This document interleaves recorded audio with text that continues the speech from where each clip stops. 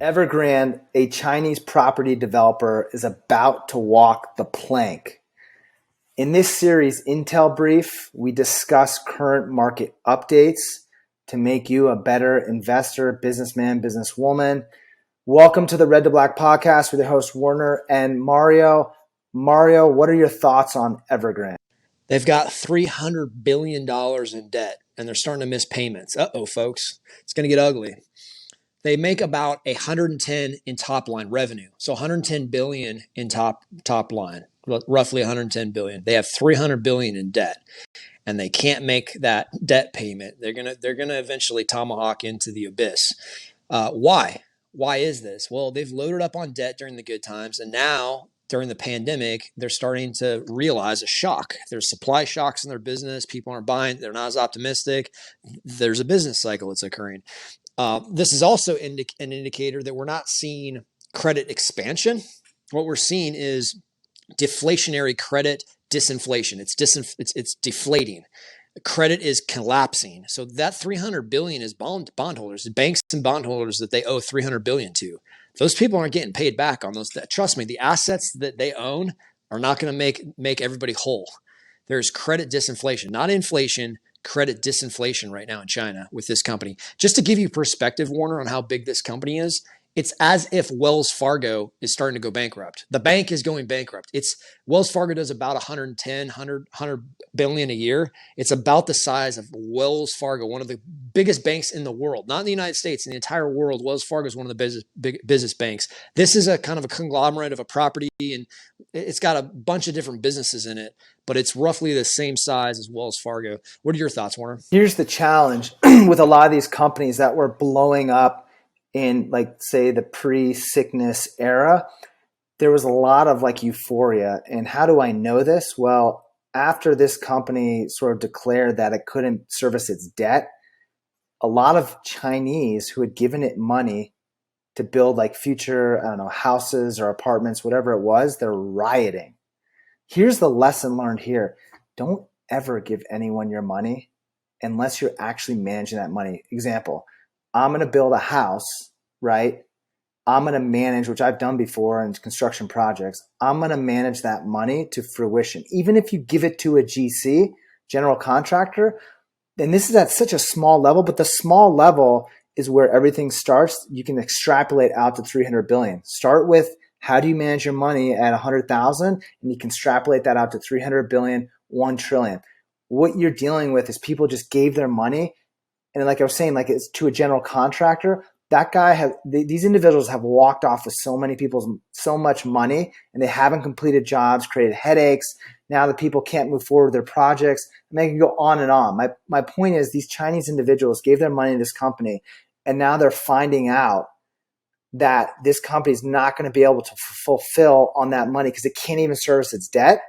You have an issue. Lesson learned: do not give your money to someone else unless they're giving you a product in return or you're managing that money. That's my opinion, because this is the situation you're in. Whether it's a $300 billion company or $1 million company, same thing. The challenge with the $300 billion company is when this thing walks the plank and goes sideways, how many suppliers, construction companies were that's their number one revenue producer? How many plumbing companies, electrical companies, how many hedge funds, how many insurance companies, how many what pension funds?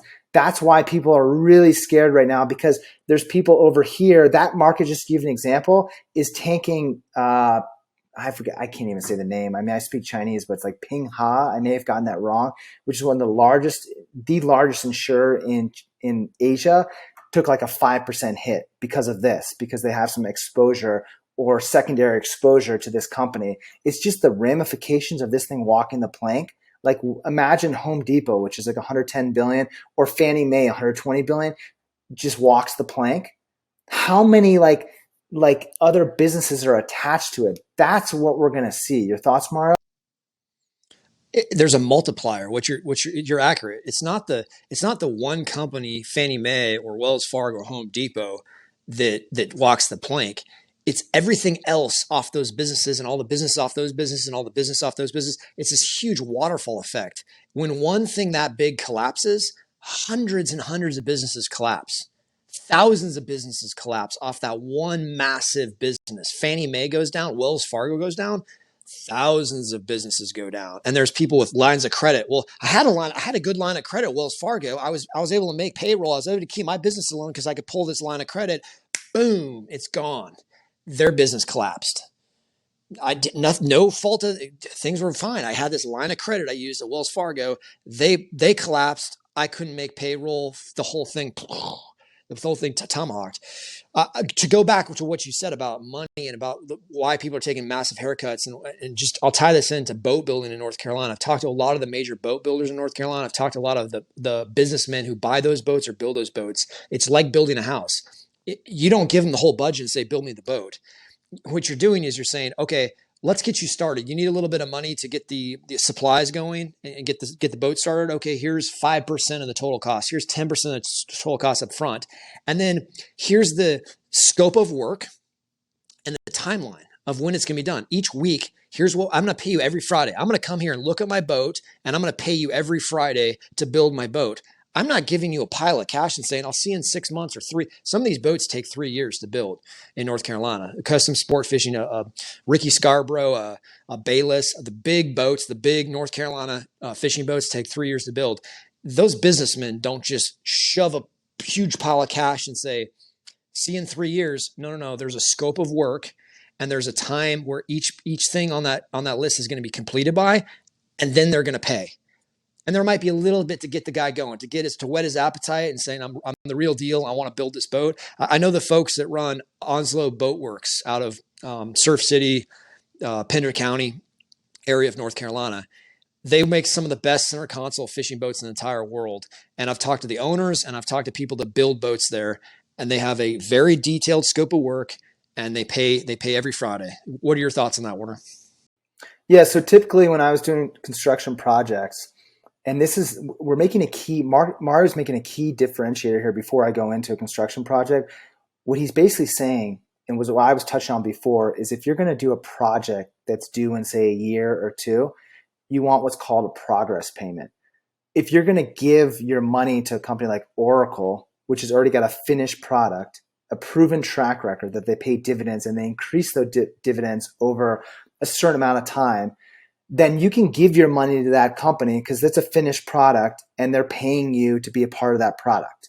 But if you have an unfinished product, what Mario's talking about to bring integrity to the situation, you have what I typically do is 3 progress payments. And I'm dealing with smaller jobs. So bigger contractors will deal multiple progress payments to depend on when foundation's done, framing's done, electrical, HVAC, plumbing, all that stuff. On a massive job, say like the Los Angeles airport or a huge commercial building, it'll be different payment progress schedule depending on it's unique. The point is at each step, you're figuring out like, okay, did you accomplish this? And on those big jobs, because I know people in LA who work on those jobs, rarely do they come in on scope and budget on time on those jobs. There's all these arguments. It's one of the big things about the big jobs. These contractors like, well, I didn't get paid enough, or I need more, or you overbid it, or you underbid it. It's just a nightmare. The point is, on a smaller job like a boat, what are your progress payments? On a smaller construction, what are your progress payments? These Chinese individuals, lesson learned, that went into this, they just gave their money to the company and said, hey, give it back. That's not, they're going to learn their lesson. That's not a great decision. When euphoria reigns, always keep your accounting, investment principles on point. If I'm going to do a project and I'm going to do it out of pocket and it's going to be a deadline in the future, I trust the individual, I have a scope of work, I have a timeline, and I have progress payments. If you're not willing to do that, don't give your money to anyone else. And there's multiple other things involved in that. That's what I have to say. That's the whole point behind this whole Evergrande thing. Research that company before you get into it. And 9 times out of 10, individuals that did that would not be caught in this situation. And then what we'll talk about in another podcast is how do you deal with the ramifications of companies tied to Evergrande? That's a whole hornet's nest that could probably take multiple podcasts to unravel. Okay, thank you guys for watching. We appreciate your time. Please subscribe, like, and comment so we can get this message out to the world. And as always, we look forward to connecting with you in the future.